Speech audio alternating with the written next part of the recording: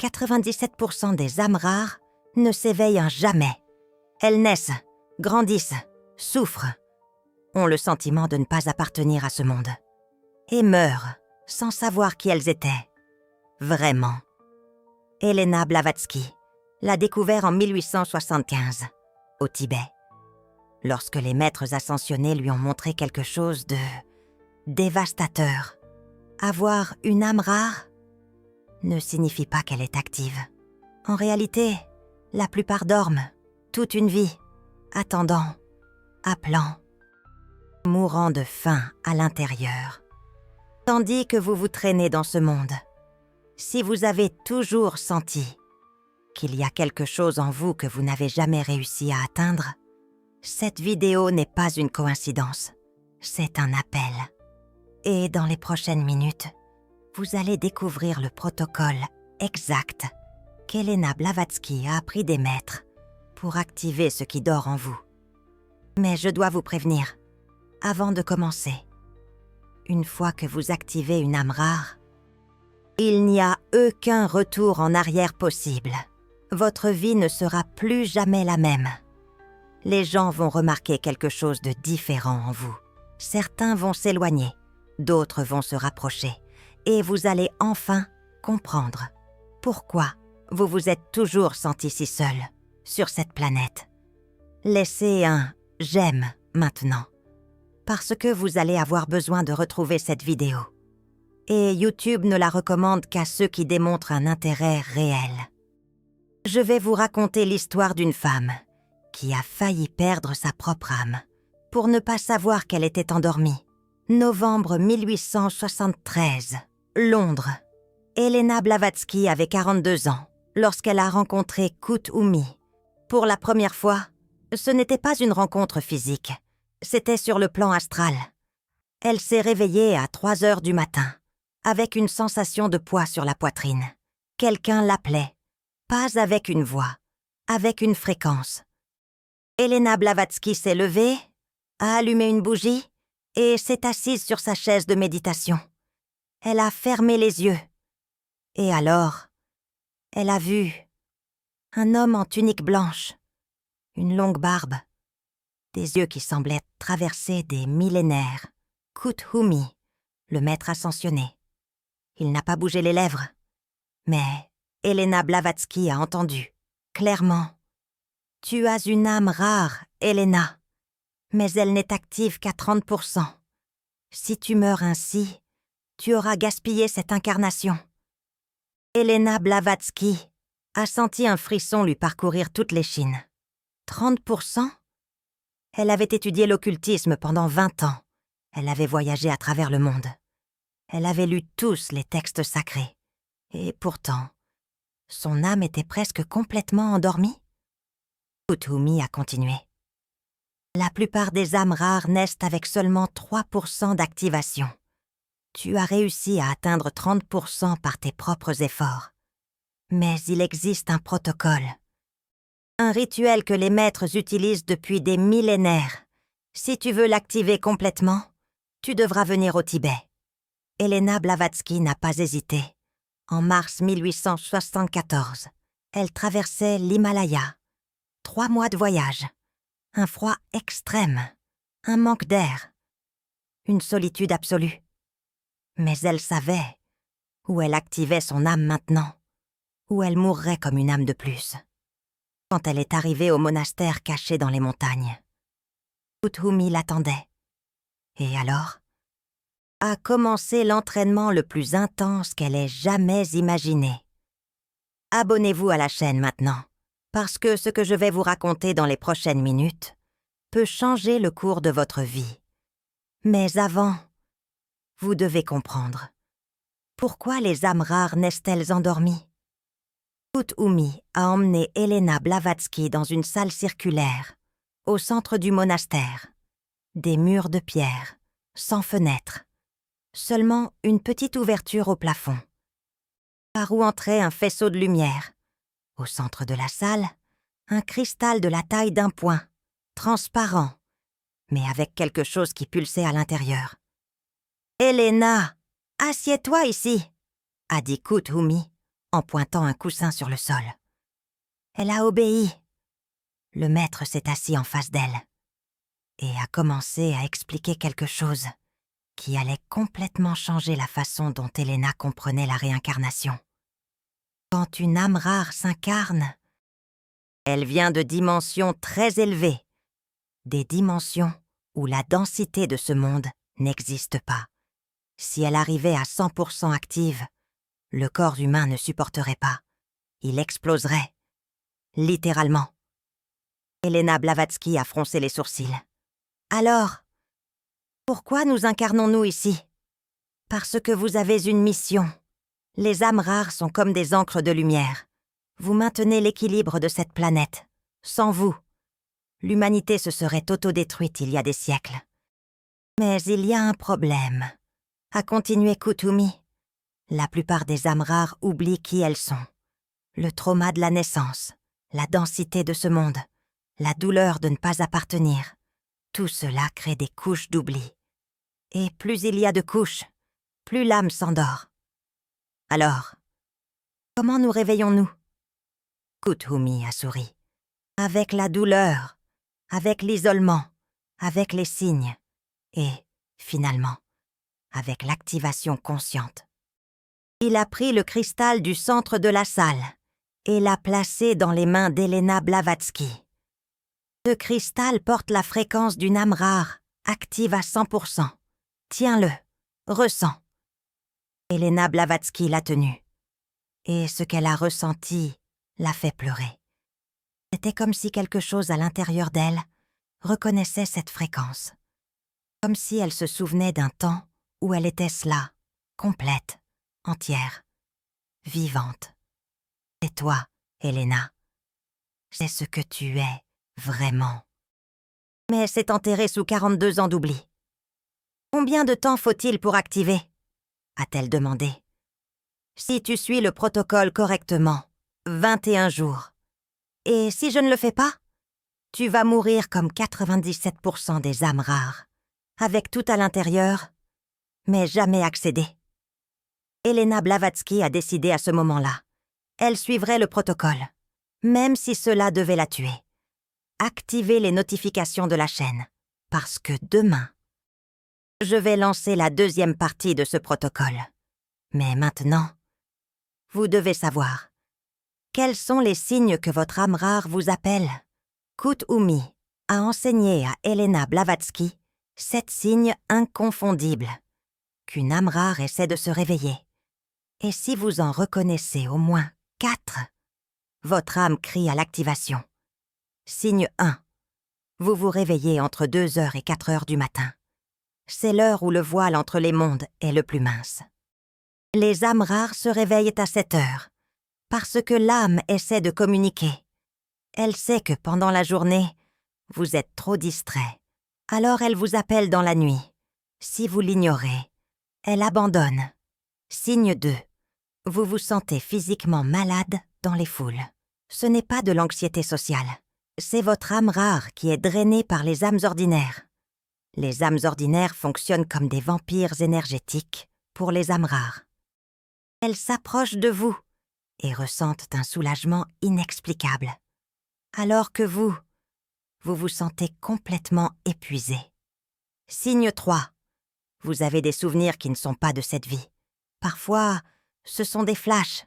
Parfois, ce sont des rêves récurrents. Parfois, c'est juste une certitude inexplicable, à propos de quelque chose qui s'est passé à une autre époque.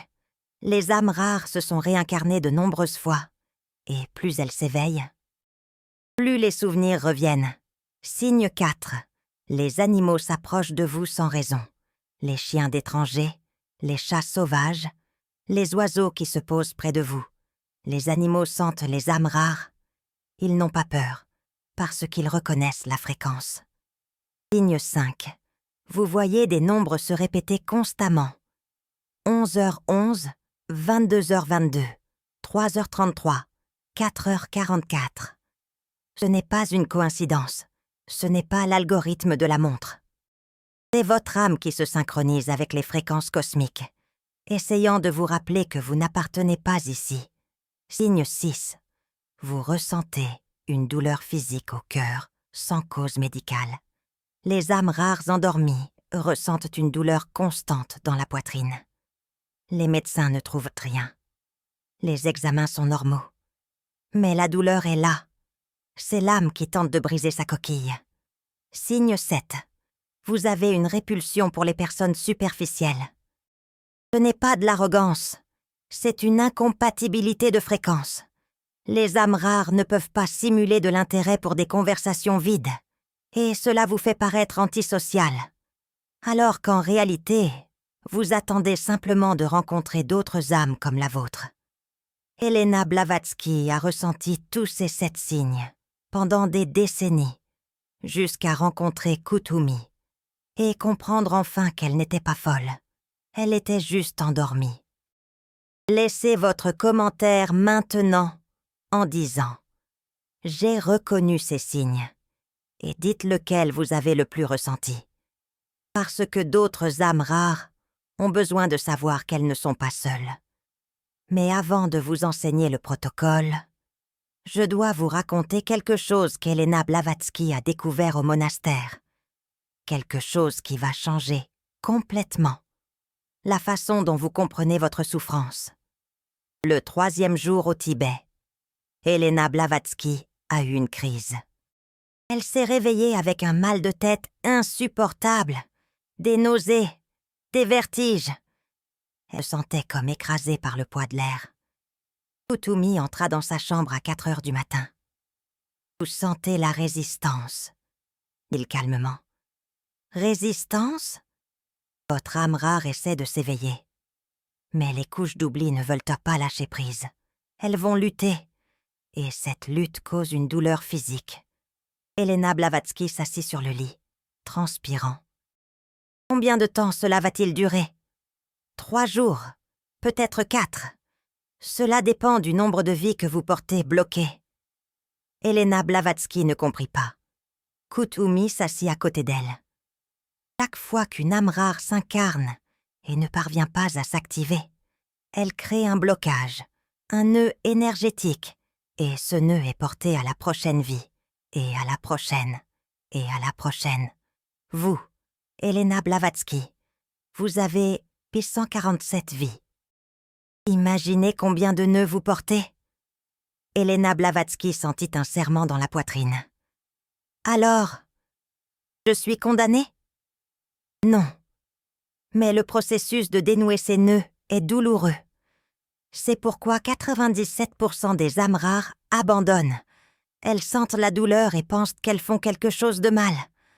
Alors qu'en réalité, la douleur est le signe que cela fonctionne. Il prit la main d'Elena Blavatsky. Vous allez sentir des maux de tête, des nausées, de l'insomnie, de l'anxiété sans raison, une envie d'abandonner, une envie de rentrer à la maison. C'est normal, c'est attendu, et cela passe. Elena Blavatsky respira profondément. Combien de temps avant que cela passe ? Dans votre cas, 11 jours. Ce furent les 11 jours les plus intenses de sa vie. Mais le 12e jour, elle se réveilla différente. La douleur avait disparu. Et pour la première fois, elle sentit une clarté absolue. Partagez cette vidéo avec 3 personnes. Maintenant, parce qu'elles ont besoin de savoir que la douleur fait partie du processus et que si elles sentent une résistance, c'est parce que cela fonctionne. Maintenant, je vais vous enseigner le protocole complet, exactement comme Kuthumi l'a enseigné à Elena Blavatsky. Le protocole a 3 phases. Chaque phase dure 7 jours. Total, 21 jours pour une activation complète. Mais je dois vous prévenir, ce n'est pas un rituel New Age. Ce n'est pas une méditation guidée avec de la musique relaxante. C'est un processus douloureux. Parce qu'activer une âme rare signifie briser des couches de protection que vous avez construites toute votre vie. Et quand ces couches se brisent, vous le sentez. Phase 1. Reconnaissance. Jour 1 à 7. Tous les jours, à 3 heures du matin, vous allez vous réveiller. Peu importe si vous avez sommeil. Peu importe si vous devez travailler le matin. 3 heures du matin est l'heure où votre âme a la permission de parler sans interférence. Quand vous vous réveillez, ne prenez pas votre téléphone. N'allumez pas toutes les lumières. Juste une bougie. Asseyez-vous dans un endroit silencieux et demandez à voix haute « Qui suis-je réellement ?» N'attendez pas de réponse immédiate. Demandez simplement. Et attendez. 5 minutes le premier jour, 10 minutes le deuxième, 15 minutes le troisième, jusqu'à arriver à 30 minutes le 7e jour. Elena Blavatsky a fait cela au monastère. Les 3 premiers jours, rien ne s'est passé. Le 4e jour, elle a entendu un murmure. Le 5e, un mot, ancienne. Le 6e, une phrase complète. Vous avez déjà vécu 847 vies. Le 7e jour, elle a vu toutes les 847 vies passant devant ses yeux en 30 minutes. Elle a pleuré pendant 2 heures après. Pas de tristesse, de reconnaissance. Finalement, elle savait qui elle était. Phase 2. Nettoyage. Jour 8 à 14. Maintenant que vous avez reconnu votre âme, vous devez nettoyer les couches qui l'étouffent, tous les jours, au réveil. Vous allez écrire dans un cahier. Je libère tout ce qui n'est pas à moi.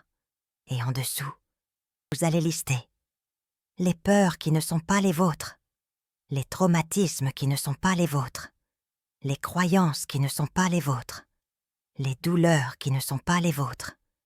La plupart des choses que vous portez ne sont pas à vous. C'est de votre famille, de votre culture, de vos vies passées. Et tant que vous porterez cela, votre âme rare ne pourra pas respirer. Elena Blavatsky a écrit 127 pages en 7 jours. J'ai libéré la peur de parler que j'ai hérité de ma mère. J'ai libéré la croyance que l'argent est un péché que j'ai hérité de l'Église. J'ai libéré le traumatisme d'être brûlée vive que je porte de 1692. À chaque ligne, elle sentait quelque chose se relâcher dans sa poitrine, comme si des cordes invisibles s'étaient coupées. Le 14e jour, elle respira profondément, et pour la première fois, en 42 ans, elle sentit de l'espace à l'intérieur d'elle. Phase 3. Activation. Jour 15 à 21. C'est la phase la plus intense et la plus dangereuse, parce que quand vous nettoyez les couches, votre âme rare commence à émerger. Et si vous ne savez pas comment l'intégrer, elle peut vous fragmenter. Tous les jours, à l'aube, vous allez faire un rituel de 11 minutes. Rituel d'intégration de l'âme rare. Étape 1. Allumez une bougie blanche. Étape 2. Tenez un cristal de quartz transparent dans votre main gauche. Étape 3. Placez votre main droite sur votre cœur. Étape 4. Fermez les yeux et répétez à voix haute « Je suis une âme rare. Je viens de dimensions élevées. J'ai une mission sur cette planète. J'active mon âme maintenant. » Répétez pendant 11 minutes, sans arrêter. Même si votre esprit vous dit que c'est ridicule, même si vous sentez de la chaleur dans votre poitrine, même si vous commencez à pleurer, continuez. Parce qu'à la 11e minute, quelque chose va changer. Elena Blavatsky a fait cela pendant 7 jours de suite. Le 15e jour, elle sentit une chaleur intense dans sa poitrine. Le 16e, elle vit une lumière dorée derrière ses paupières. Le 17e, elle entendit une voix qui n'était pas la sienne dire « Bienvenue de retour ». Le 18e, ses mains commencèrent à picoter. Le 19e, elle sentit une énergie monter le long de sa colonne vertébrale. Le 20e, elle entra en transe pendant 3 heures. Le 21e jour, elle se réveilla différente. Ses yeux brillaient. Sa voix avait une profondeur nouvelle. Et quand Kuthumi la vit, il sourit. Maintenant, vous êtes qui vous avez toujours été. Elena Blavatsky pleura. Mais cette fois, de gratitude. Mais je dois vous raconter quelque chose d'important avant de continuer. Quelque chose qu'Elena Blavatsky a découvert quand elle est retournée à Londres et qui peut sauver votre vie. Quand Elena a complètement activé son âme rare, le 21e jour, Kuthumi l'a appelée pour une dernière conversation. Ils marchèrent jusqu'au sommet de la montagne. C'était la fin de l'après-midi. Le soleil commençait à se coucher sur l'Himalaya. « Elena, maintenant que tu es active, mais je dois t'enseigner quelque chose d'essentiel, » dit Kuthumi. « Quoi donc? Comment te protéger ?»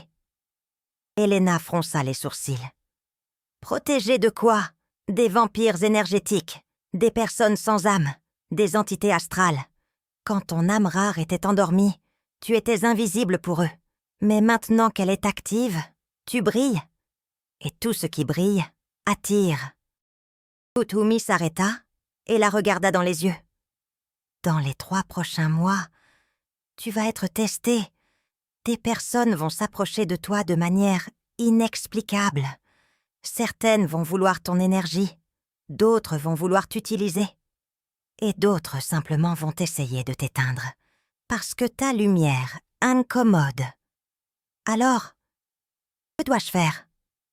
Il enseigna à Elena 3 techniques de protection qu'elle utilisa pendant le reste de sa vie, et que vous devez connaître, si vous décidez de suivre le protocole. Technique 1. Le bouclier violet. Tous les matins, au réveil, visualisez une lumière violette autour de vous, comme une bulle, une sphère de protection. Cette lumière repousse automatiquement toute énergie qui n'est pas la vôtre. Elena faisait cela tous les jours pendant 3 minutes, et chaque fois qu'elle entrait dans un endroit avec beaucoup de monde, elle renforçait le bouclier mentalement. Technique 2. La coupure énergétique. Chaque fois que quelqu'un draine votre énergie, faites ce geste. Avec la main droite, faites un mouvement de coupe dans l'air devant votre corps, comme si vous coupiez une corde invisible. Et dites mentalement: « Je coupe tous les liens qui ne me servent pas. » Elena faisait cela après des conversations difficiles, après des réunions épuisantes, après avoir rencontré des personnes toxiques, et elle ressentait toujours un soulagement immédiat. Technique 3. Le bain de gros sel. Une fois par semaine, prenez un bain avec du gros sel. Ce n'est pas de la superstition, c'est de la science énergétique. Le gros sel décharge tout ce que vous avez absorbé de la semaine. Elena faisait cela tous les vendredis soirs et disait que c'était comme réinitialiser le système. Kuthumi prit les épaules d'Elena. « S'il ne te protège pas, Elena, tu vas tomber malade. Les âmes rares actives attirent tout. Et si tu ne sais pas filtrer, tu vas être surchargée. » Elena promit qu'elle ferait les 3 techniques religieusement, et elle le fit jusqu'au jour de sa mort. Activez la cloche de la chaîne maintenant, parce que demain, je vais lancer une vidéo sur les 8 types de vampires énergétiques qui attaquent les âmes rares. Et vous devez savoir les identifier avant qu'il ne soit trop tard. Mais maintenant, je vais vous raconter 3 cas de personnes ordinaires qui ont suivi le protocole de 21 jours. Et ce qui leur est arrivé? Cas 1. Londres, 1878. Sophie Dubois, 34 ans, enseignante. Sophie avait lu un article sur Elena Blavatsky dans un journal. Et elle avait ressenti quelque chose d'étrange, comme si cet article avait été écrit pour elle. Elle chercha Elena et demanda à apprendre le protocole. Elena la regarda dans les yeux pendant 30 secondes, en silence, puis dit « Vous êtes une âme rare, mais elle n'est active qu'à 12%. Si vous suivez le protocole, votre vie va être complètement chamboulée. Êtes-vous sûre ?» Sophie était sûre. Elle commença le jour suivant. Phase 1. Reconnaissance. Sophie se réveilla à 3 heures du matin pendant 7 jours de suite. Pendant les 3 premiers jours, elle ressentit seulement de la fatigue. Au 4e jour, elle commença à avoir des flashs de souvenirs qui n'étaient pas les siens. Au 5e jour, Elle vit des visages de personnes qu'elle n'avait jamais rencontrées dans cette vie. Au 6e jour, elle entendit une voix dire « Vous êtes beaucoup plus ancienne que vous ne l'imaginez ». Au 7e jour, elle pleura pendant 2 heures, sans comprendre pourquoi. Phase 2. Nettoyage. Sophie écrivit 89 pages en 7 jours. J'ai libéré la peur de l'abandon que j'ai hérité de mon père. J'ai libéré la croyance que les femmes ne doivent pas parler fort que j'ai hérité de la société. J'ai libéré le traumatisme d'avoir été trahie dans une vie passée. J'ai libéré la douleur d'avoir perdu un enfant qui n'était pas dans cette vie. À chaque ligne, elle sentait quelque chose se relâcher, comme si elle enlevait des couches de vêtements lourds. Phase 3. Activation. Sophie fit le rituel de 11 minutes pendant 7 jours. Au 15e jour, elle sentit une chaleur dans le cœur. Au 17e jour, elle vit une lumière dorée. Au 19e jour, ses mains picotèrent pendant 3 heures. Au 21e jour, elle se réveilla et se regarda dans le miroir, et elle vit quelque chose de différent dans ses propres yeux. De l'éclat, de la profondeur, de la présence. Elle retourna à l'école où elle enseignait. Et les élèves le remarquèrent, immédiatement. « Madame Dubois, vous êtes différente », dit une petite fille de 10 ans. « Différente comment ?» demanda Sophie. « Je ne sais pas, mais maintenant je prête attention quand vous parlez. » Sophie sourit. Elle avait activé son âme rare, et elle ne serait plus, jamais, invisible. K2, New York, 1882. Antoine Lefebvre, 41 ans, avocat. Antoine était sceptique. Il ne croyait à rien de spirituel. Mais sa femme, Camille, avait suivi le protocole avec Elena. Et il avait vu sa transformation. En 21 jours, Camille avait complètement changé. Plus confiante, plus présente, plus vivante. Antoine devint curieux et décida d'essayer. Phase 1. Reconnaissance. Les 3 premiers jours furent une torture. Antoine n'arrivait pas à se réveiller à 3 heures du matin. Il s'endormait au milieu de la méditation. Il trouvait tout cela ridicule. Mais au 4e jour, quelque chose changea. Il se réveilla à 2h58 sans réveil, comme si quelque chose à l'intérieur de lui savait. Et quand il demanda « Qui suis-je réellement ?» pour la première fois, il sentit une réponse, pas avec des mots, avec une sensation, une certitude profonde qu'il était bien plus qu'un avocat de 41 ans. Phase 2. Nettoyage.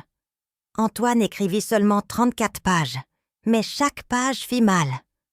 J'ai libéré la croyance que les hommes ne pleurent pas que j'ai hérité de mon père. J'ai libéré la peur d'échouer que je porte depuis l'enfance. J'ai libéré la colère d'avoir été humiliée à l'école.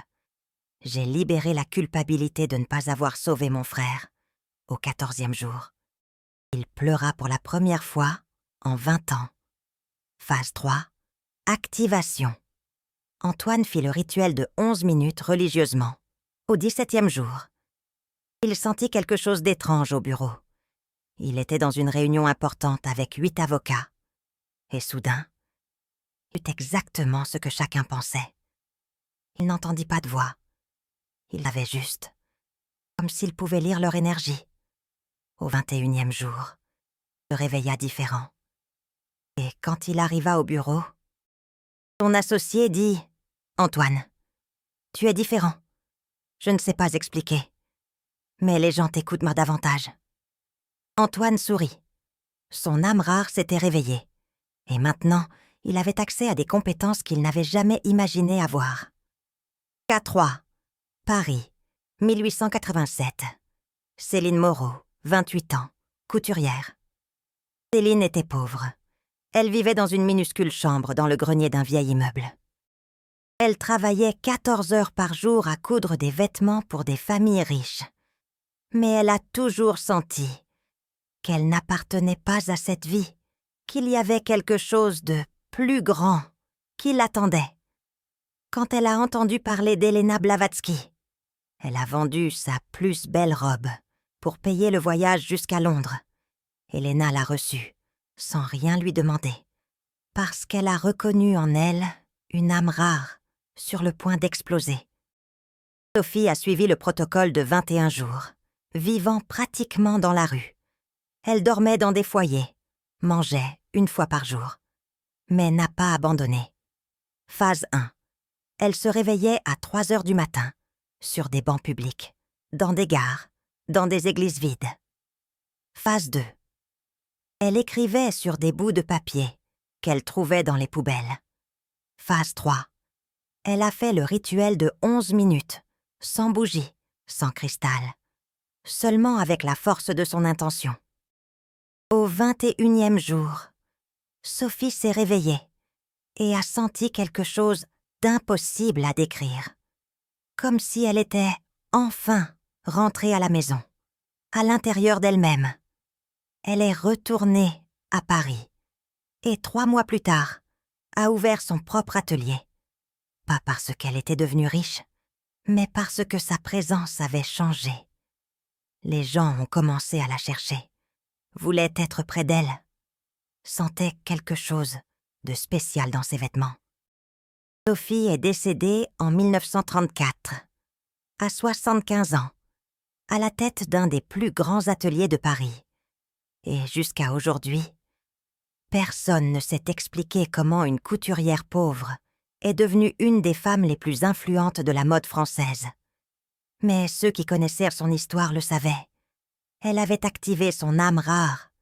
Et quand vous faites ça, l'univers entier se réorganise autour de vous. Partagez cette vidéo avec 3 personnes qui ont besoin d'entendre ça.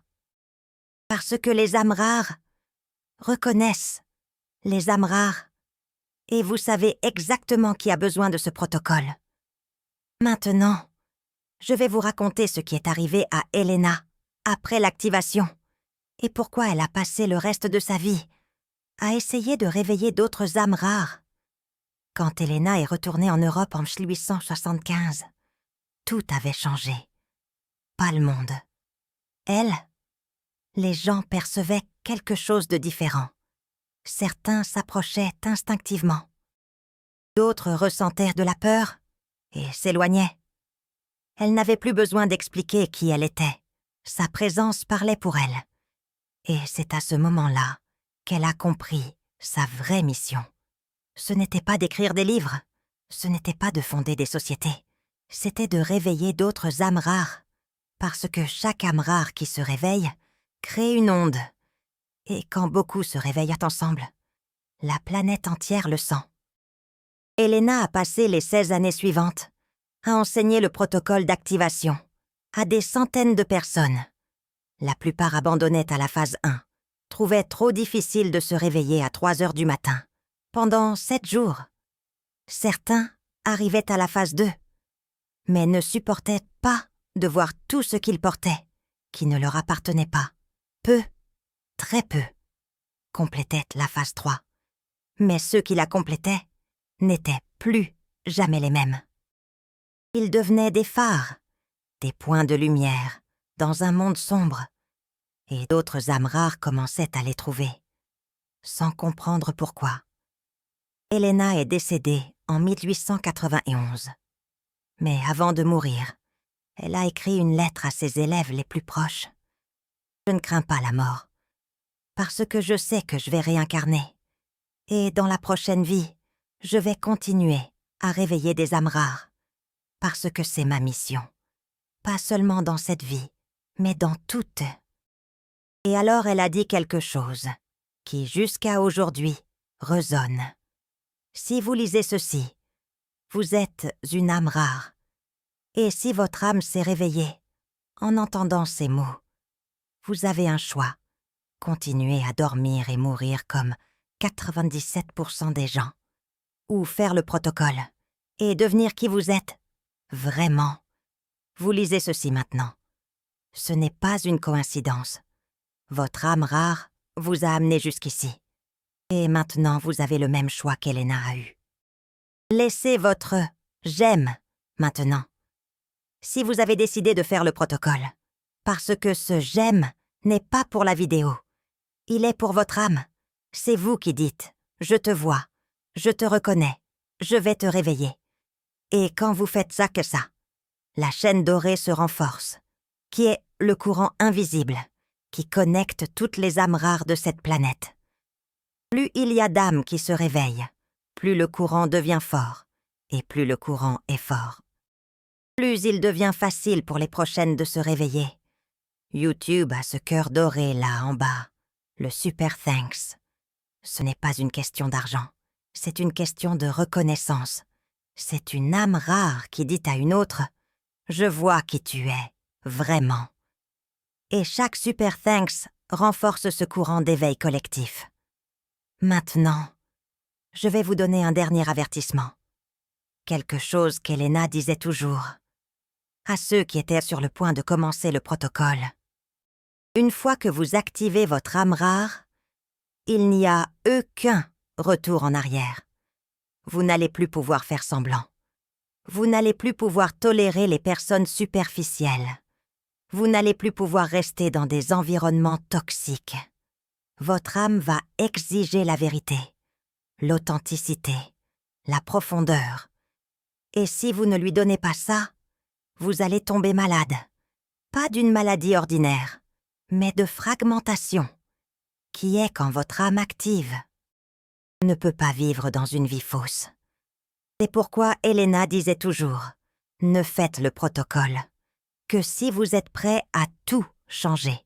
Votre travail, vos relations, votre façon de vivre, parce qu'une âme rare active ne rentre plus dans une vie ordinaire. Mais voici la vérité, que personne ne vous raconte. Une vie ordinaire ne vous a jamais rendu heureux. Vous avez toujours su que vous étiez ici pour quelque chose de plus grand. Vous avez toujours senti que vous n'apparteniez pas. Vous avez toujours eu une douleur dans la poitrine qu'aucun médecin ne pouvait expliquer, parce que votre âme rare était prisonnière, étouffée, mourant de faim. Et maintenant vous avez la clé pour la libérer. Le protocole de 21 jours. Reconnaissance, nettoyage, activation. 3 phases. 7 jours chacune. 21 jours pour devenir qui vous avez toujours été. Laissez votre commentaire. Maintenant, en disant « Je vais faire le protocole ». Et revenez ici dans 21 jours pour raconter ce qui s'est passé, parce que d'autres âmes rares ont besoin de savoir que ça fonctionne et qu'elles ne sont pas seules. Merci d'avoir regardé jusqu'ici. Vous êtes une âme rare et il est temps de se réveiller.